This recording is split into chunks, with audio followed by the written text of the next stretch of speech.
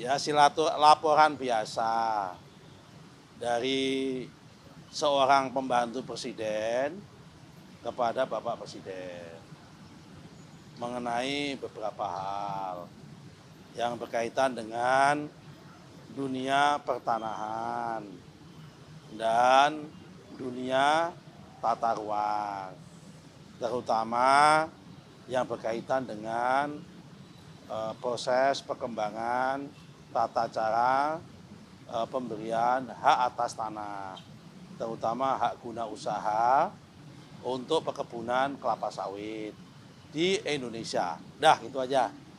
Oke? Gus, tadi kan ada paparan juga, ada pembahasan soal apa? Soal Indonesia Kerja.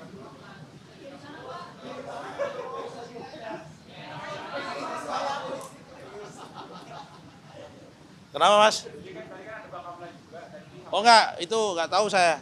Bukan bidang saya. Kalau saya kaitannya masalah tumpang tindih antara lahan kelapa sawit dengan kehutanan.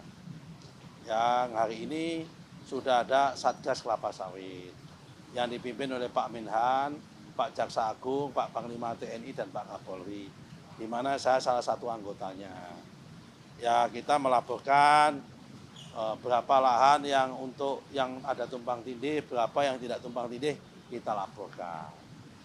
Oke, apalagi? Terus soal tanah yang di Bekasi. MA bilang itu sebenarnya udah Gini, kenapa? Gini, Mas ya. Udah saya jawab kemarin sebetulnya. Memang betul, tahun 2022 Pengadilan Negeri kirim surat akan ada eksekusi kepada BPN. Nah, kalau kita mengacu aturan terbaru PP 18 tahun 2021 pasal 169 itu mengatakan sebelum ada eksekusi itu harus minta surat permohonan pengukuran dari pengadilan, ya kan, sebagai pemohon mau sebelum eksekusi. Supaya apa? Supaya tidak ada kesalahan di mana letak objek eksekusinya. Sampai hari ini belum ada surat permohonan itu, pengukurannya. Oke? Terus soal pagar laut juga kan udah masuk penyidikan Baris Krim Polri ya. Ya. Dari Kementerian Gus sendiri kesiapannya untuk mendukung juga. Udah kita serahkan semua data-datanya, baik yang di Tangerang maupun Bekasi. Yang Bekasi pun proses investigasi terhadap aparat kita juga sudah selesai. Mungkin besok atau lusa saya umumkan. Ada beberapa orang yang akan diberhentikan juga yang di Bekasi. Cuma jumlahnya berapa saya lupa. Ya kan, baru tadi pagi saya dapat laporan dari Inspektorat Jenderal hasil investigasinya. Mungkin kalau nggak besok, lusa saya umumkan jumlah orang yang akan kita berhentikan lagi. Jadi kita serius mengatasi masalah ini. Hari ini juga yang di Tangerang 193 sertifikat secara sukarela juga sudah diserahkan sama BPN, dibatalkan secara sukarela yang di atas laut. Jadi insya Allah semua yang di atas laut clear and clear dibatalkan. Tidak perlu kita pembatalan. Mereka yang bersangkutan sukarela minta dibatalkan. Jadi yang diberhentikan itu eselon 1 atau eselon 2? Oh ya, yang terlibat di bawah dong, bukan eselon 1 eselon 2 kan. Itu kan permainannya ada di bawah di kantor Bekasi. Ya kan, mindah peta itu, yang dari peta darat ke peta laut itu. Dah, apalagi? Nanti yang dari kementeriannya nggak terlibat. Yang dari kementeriannya nggak terlibat. Kementerian apa? Yang tadi kan yang terlibat di bawah di Dah. Nggak sampai sejauh itu. Uang ini malah kepala kantor aja nggak tahu. Ini murni permainan nakal oknum orang di bawah. Setelah kita cek itu. Modusnya itu kan udah kita jelaskan, Mas. Ya. Modusnya ada orang punya sertifikat. Jumlahnya 89 sertifikat. Dimiliki 84 orang. Oke? Jumlahnya 11,6 hektar. Tiba-tiba kan setiap sertifikat ada namanya NIB kan. Nomor induk bidang kan. Lah ini NIB-nya dipakai, dipindah ke laut, jumlahnya 79 hektar. Dari 11,6 pindah ke laut yang luasnya 79,6 hektar. Yang semula pemiliknya ada 84 pemilik menjadi 11 pemilik. Yang salah satu di antara pemiliknya itu adalah oknum kepala desa setempat.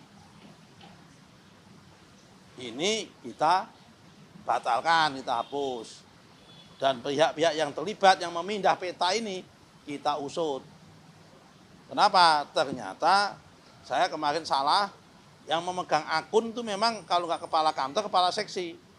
Ternyata karena ini program PTSL, saya baru dapat informasi, mohon maaf kan juga namanya menteri baru, saya dapat informasi kalau program PTSL itu tim adjudikasi pun tim di bawah koordinator pelaksana PTSL di tingkat kabupaten itu juga boleh mendapatkan akun akses akun gitu loh. Nah, ini mereka yang main ini, tim di bawah ini. Tapi korbannya yang di atas. Kepala seksinya ikut jadi korban. Kenapa? Kan ini anak buahnya kepala seksi. Kenapa dia nggak prudent? Tetap kena sanksi. Nanti pada masa itu. Apalagi nggak ada isu yang ini bos, yang kuat nggak ada hari ini. Terkait SHM Ganda itu nanti gimana? Di mana SHM Ganda? Terkait kan banyak sekali komentar-komentar para netizen itu kan. Ini SHM Ganda itu sikap Kementerian gimana? Ya yang di mana? Kan jumlahnya banyak mas. Luaskannya 70 juta hektar. SHM Ganda di mana? Tapi begini ya, tak jelasin ya. Yang SHM Ganda ini memang di Indonesia ini ada sedikit masalah dalam konteks tata administrasi pertanahan di masa lalu. Jadi kalau bapak-bapak itu punya sertifikat tanah, coba cek mbah-mbahmu atau bapakmu dulu, kalau punya sertifikat tanah yang terbit antara 1960 sampai 1987 itu ada sertifikatnya, tidak ada peta bidang tanahnya. Peta kadastralnya nggak ada. Ini batasnya jalan apa, ini bentuknya apa, nggak ada. Yang ada hanya gambar tanah. Alamatnya nggak ada. Nah, terus gimana? Mungkin karena waktu itu yang tanahnya masih banyak, orangnya masih dikit. Oh yang itu yang punyaku yang itu loh. Oh yang itu yang punyaku itu loh. Lah dalam perjalanan mereka sudah megang, udah mati, cucu-cucu dan sebagainya. Ternyata tanah yang dituju, yang dianggap punya dia itu disertifikatkan orang lain. Kenapa? Karena memang nggak ada bukti bahwa yang dimiliki yang itu. Nah, ini banyak sekali jumlahnya, memang mudah seperti itu. Karena itu kalau ditanya SHM Ganda, Ganda yang di mana? Itu loh mas ya. Kalau ditanya Ganda itu.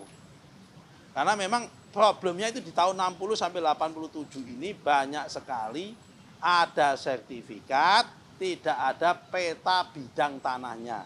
Yang ada hanya gambar tanah, tapi nggak jelas alamatnya di mana.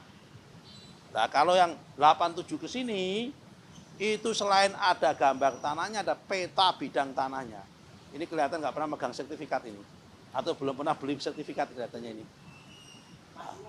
Masih ngontrak apalagi itu ya. Oke, apalagi cukup. Jadi hari ini saya diterima Bapak Presiden untuk melaporkan tentang peta perkembangan terkini tumpang tindih lahan sawit dengan kehutanan dan melaporkan solusinya kepada Bapak Presiden dan diskusi sama beliau. Oke, terima kasih. Assalamualaikum warahmatullahi wabarakatuh.